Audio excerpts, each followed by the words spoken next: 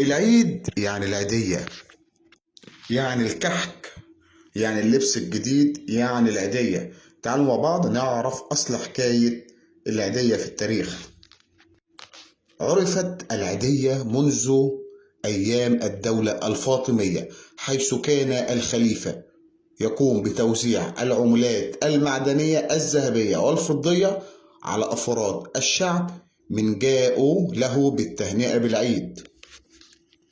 يعني من آخر اللي كان بيروح له بيديله مثلا حتة كده معدن ذهب ولا حاجة، أرزاق.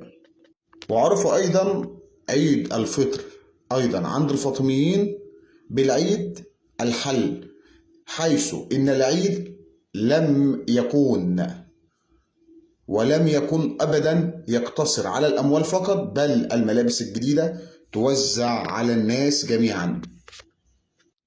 واستمر موضوع العيدية ده أيام الدولة المملوكية، وكانت تعرف الجميكة، اسمها كان كده صدقني. وكانت موجودة أيام الدولة العثمانية، وتطور اسمها مع الوقت فأصبحت تعرف باسم العيدية. وظلت العيدية موجودة حتى وقتنا هذا، وتعتبر من أبرز مظاهر العيد التي تدخل البهجة والفرحة على الصغار.